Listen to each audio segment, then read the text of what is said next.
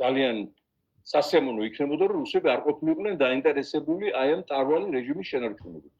და არაფერი კავშირი არ ქონოდათ მასთან. ასეთ შემთხვევაში ეს რეჟიმი აი ხნის წინ გვეყოლებოდა გასტუმრებული, მეგობრებო.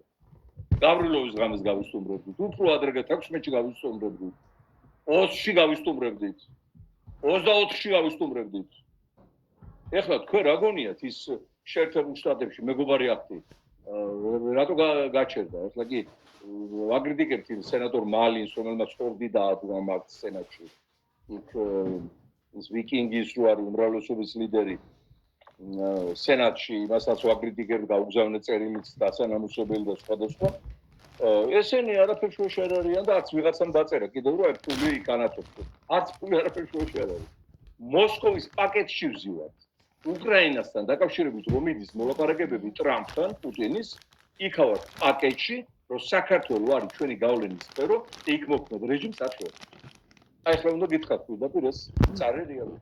შესაბამისად ტრამპის ადმინისტრაცია ფრთხილობს და ფიქრობს, რომ ეგება უკრაინაში მეტი რაღაცა გამოუთხოვო და არ გავაღიზიანო საქართველოს საკითხი. აი ეს ძალიან ცუდი რამ არის. იმ გაგებით რომ არ გავხდეთ გეოპოლიტიკური ვაჭრობის სტრატეგია. იქ უკრაინაში რაღაცა დათმოს და სანაცვლოდ საქართველოს მიიღოს.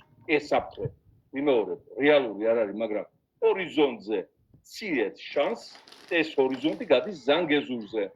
აი ამათმა პოლიტიკამ და დასავლეთის ლანძღომ და არასანდო პარტნიორობის იმიჯმა, რაც გამოგვიმუშავდა, აიძულა დასავლეთი დამაკავშირებელი გზა აღმოსავლეთ დასავლეთისა და დაეტანა ზანგეზურზე და არ ყოფილიყო საქართველოს მონოპოლისტი ამ სფეროში.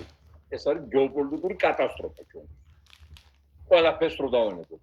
მარტო ეს რო გაეკეთებინა საქართველოსთვის, ამისთვის იმსახურებდა წარმოუდგენელ საშიშს. სხვა ყველაფერი რო კარგად გაეკეთებინა.